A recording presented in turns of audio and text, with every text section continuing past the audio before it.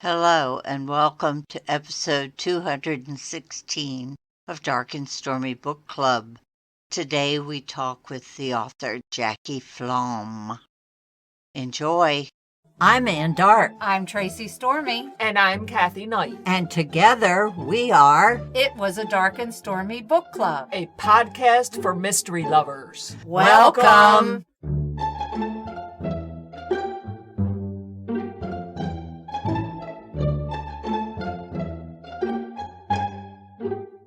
If you enjoy our show, please consider contributing to the Dark and Stormy Patreon. By becoming a patron, you will help us create better and quality content. There are also benefits to becoming a patron, such as exclusive content and Dark and Stormy merchandise. Become a supporter at patreon.com/darkandstormybc. Check our website for the link. We appreciate any and all contributions. Thank you.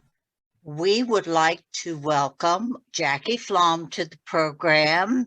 We met Jackie last year when she put out her book, Justice Tomorrow, which we loved. Jackie, bless her heart, has become one of our patrons, and we invited her on to What We're Reading to discuss her favorite books. Welcome, Jackie. Thank you. I'm glad to be back. I've gotten interested in anthologies, short story collections. I've sort of put aside the novels that I like and have taken up reading all kinds of anthologies and short story collections. They're all over Amazon and all over the bookstores these days, especially in the mystery genre. There's a whole lot of really good work being done out there in mysteries. And in Mystery Magazine, for instance, one of the most powerful short stories I ever read was by Art Taylor in Mystery Magazine. And I've forgotten the name of the story. It was about a young prince who was the son of a dictator who was kidnapped by the peons of the country and held for ransom. Well, not for ransom even. He was just held. And they tried to show him what it was like to be a peon under his father. And the end of it was just so incredibly powerful that I still think about it. And I haven't read it in a long, long time. And the point I'm making is that short stories have the power to impact a reader a lot quicker than a novel. In a novel, you have highs and lows, and you can make your point as you go along. But the end is rarely as powerful or as memorable as the ending of a short story, I don't think, because in a short story, you have to tell a lot in a few words. There are limited scenes. You only have a few characters. You can't talk about world peace. There's not a lot of fluff. Right. There is no fluff. Somebody once said that you date a short story, but you marry a novel. I like that. That's good. For a novella, you probably just have a brief love affair with that, if it continued that. I think that short story collections are getting really popular these days because people have a short attention span, thanks to videos. Short stories, there are more and more of them. You could have a single author who writes a collection of short stories, or you could have multiple authors, which is where I come down. I like multiple authors. And a lot of these stories, especially the mystery suspense genre, are themed. If you're an author, you are asked to write to a theme, like when they were asking for Murder by the Glass, cocktail mysteries. It's stories you had to write something that had a glass, a murder, and a mystery. Moonlight Misadventures, which is really a good one. These are all stories that have to do with moonlight, and moonlight has to play a role in the stories. So you can see how the theme is. There is another one that I am very happy to be part of called Low Down Dirty Vote. I had one story in Low Down Dirty Vote 2, and I have another story in Low Down Dirty Vote 3 that's coming up in May. And I was extremely impressed with the stories in both those volumes. The quality of the work is just amazing. In one story, Faye Snowden rapidly became one of my favorite authors, and I started reading her books. Another friend of the show. She's been on before. Her short story about a Black woman who is going to cast her vote for the first time and was intercepted by a mob and given a dreadful choice. And the choice she made, it just still stays with me thinking about it. She was included in the Best American Mystery and Suspense book for 2021. And then you have people like David Kober, who has written a story about a man working in a polling place and some ne'er-do-wells and people who are with them who claim that they want a clean election. So they want to come into the polling place and make sure everything's right. And it takes everything this guy has not to punch them out. This And sounds start a brawl. familiar. Yeah, it was if he went to a story in a newspaper and just rewrote Copied it over. I mean, it's that vivid.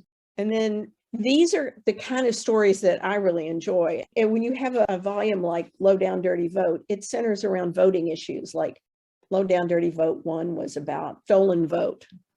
Every stolen vote is a crime. And the third volume has to do with the color of your vote. And when I was thinking about that, I thought, well, color of my vote is green. Money, because I'm from Kentucky, and in Kentucky we pay for our votes. And so I wrote about a woman who naively thought elections were honest and discovered to her horror that they were not, and what she decides to do about it. And the other thing that I like about Low Down Dirty Vote is that they're what's called charity books. I was not familiar with what this means, but all the proceeds from a volume like Low Down Dirty Vote go to, first one was the ACLU, the second volume, the proceeds went to Southern Poverty Law Center, and this third volume will go to Democracy Docket. Oh, wow.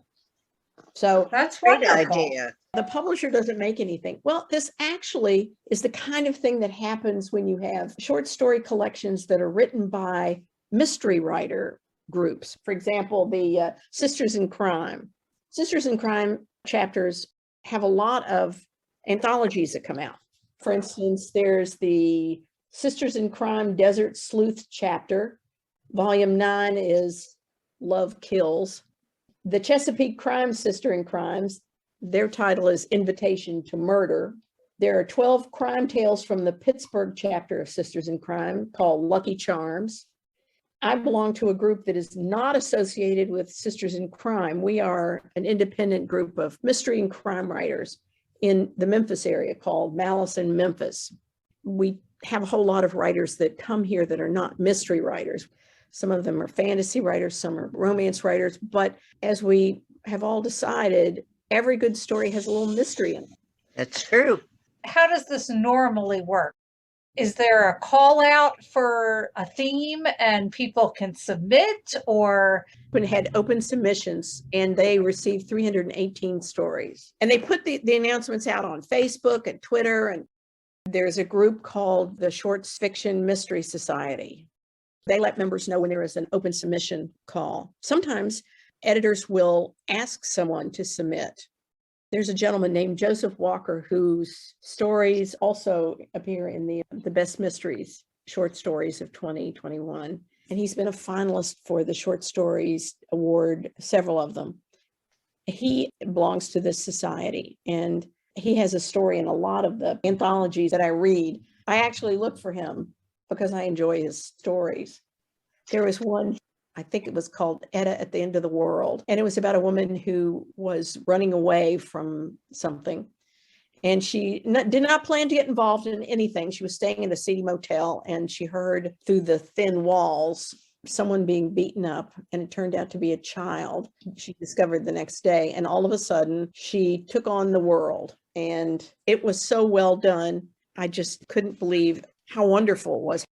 These stories really impact you. I mean, they really come home to you. And I'm proud to say that Joseph is a member of Malice in Memphis. He has a story coming up in our next Blue City Clues anthology. Malice Domestic puts out Yes. an anthology every year.